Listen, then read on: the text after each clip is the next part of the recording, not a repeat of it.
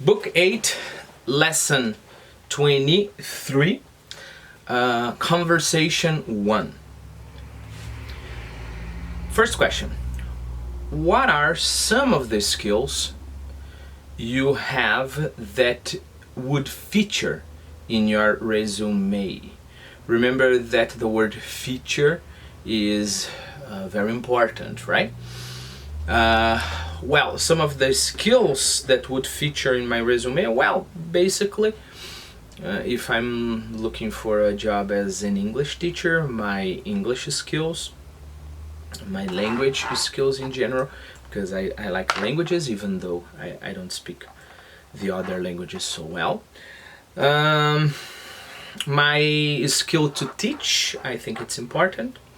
And if I were looking for a job as a Portuguese teacher, I think it would feature my ability to read literature, because that would be the area I would like to work if I worked as a Portuguese teacher. Next, I didn't say answer, right? So remember, when I say answer, you pause the video and you answer. Question number 2.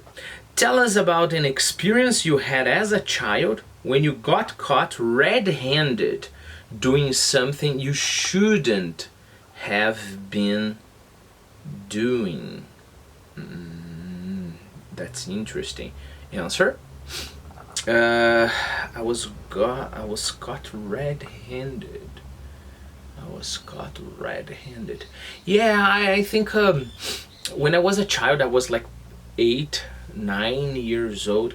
I used to steal condensed milk cans from my mom, and several times she caught me red-handed. It wasn't a good experience. Question number 3.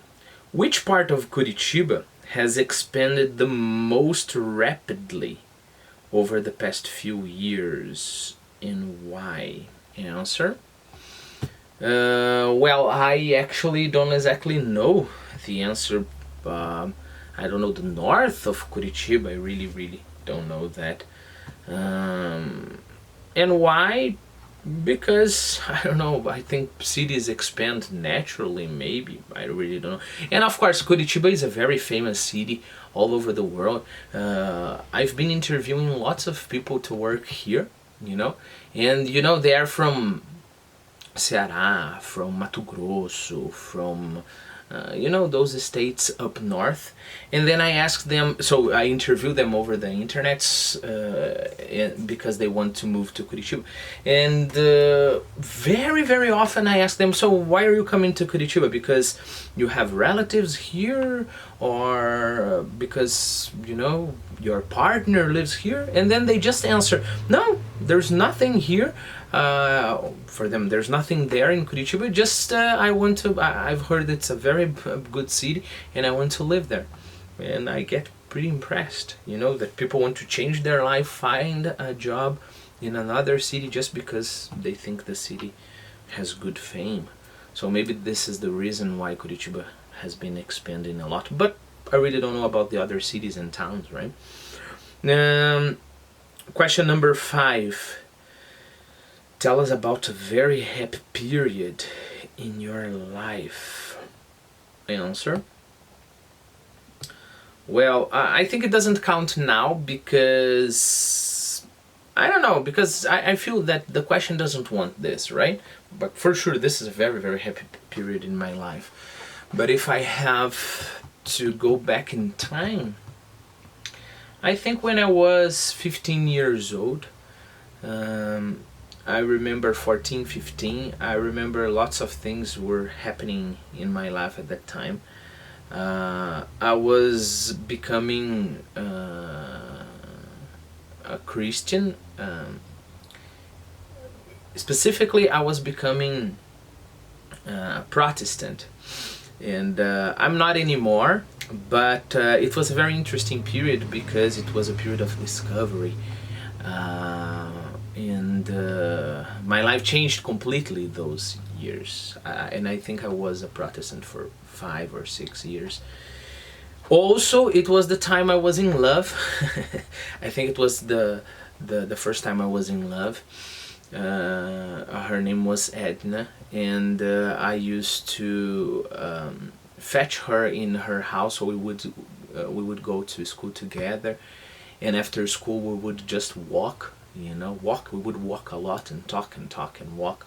And even though afterwards I got brokenhearted, because she just wanted to be my friend. We were best friends, but it was a very happy period.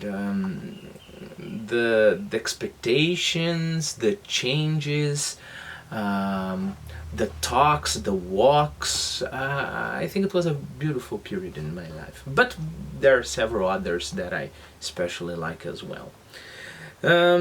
Question number 6.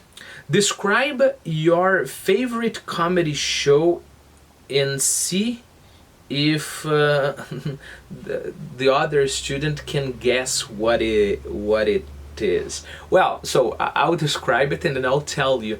Do the same in your audio, right? Just describe, wait some seconds, or send another audio and then tell me what it is. Well, it's a comedy show about, I can't use a specific word to describe because you would guess if you know this. It's a series. It is the main character is a boss, and he's very ridiculous. He's very, very ridiculous. He tries to be funny, but he can't.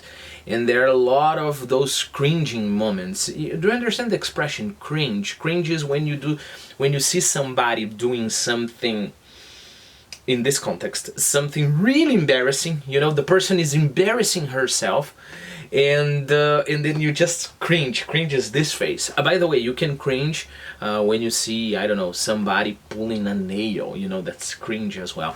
But when people say something that is very embarrassing, you cringe. So there are lots and lots of those cringing moments. And this series was inspired in a British one. I'm talking about the American one. And I think it's a very nice series because at first you think everybody's ridiculous, everybody's mediocre, and by the way, that is exactly the way the British series go on. Everybody is pathetic. Everybody's pathetic, and then like a British humor, right? They like to work with bad sensations, and that's why they love sarcasm so much, right? So the British series, you feel like the world is shit, and it's kind of depressing, even though the British series is very interesting. But the American series, the characters start to develop, and you see that at the same time they're very ridiculous, very pathetic. They're good, but not in an extraordinary way. They're good because everybody, if you pay attention enough, everybody is interesting. Could you guess what series was it? The name of the series is The Office. There is the British one and the American one. I think the British one is genius, but the American one is so beautiful.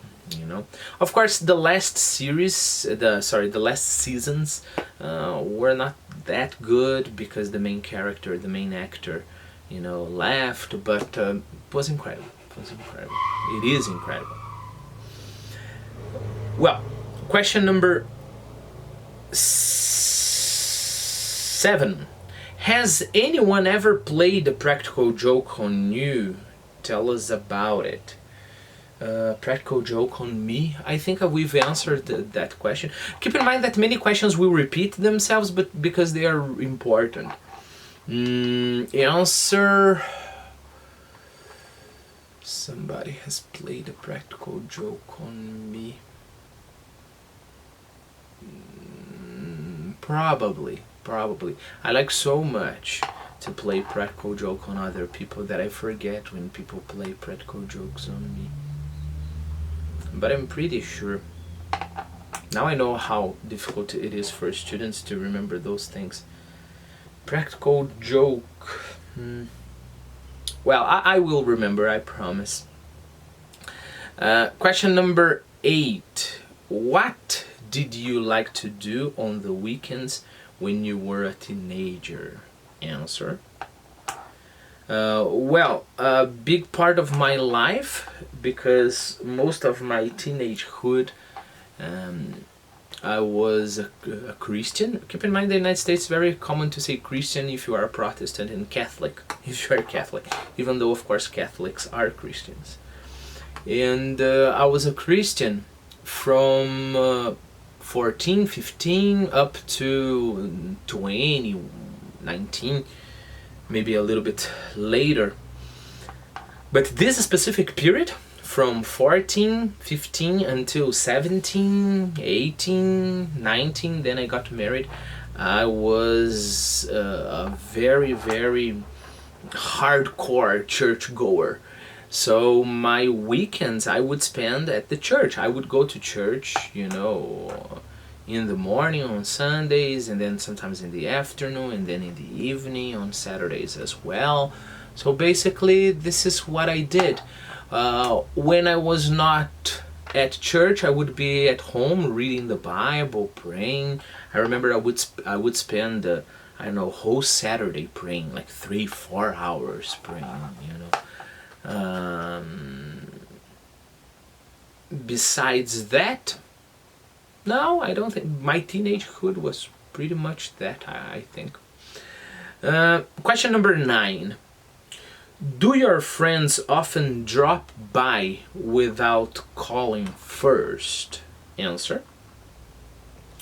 Well, no, they don't, and I don't like it if they do. Okay, I wouldn't like it if they did, because they don't do it.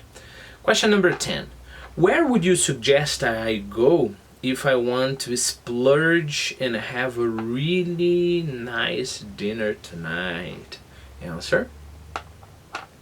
Well, if you want to splurge, I would suggest you to go to Taisho, or Taj, both Japanese restaurants. They're just incredible.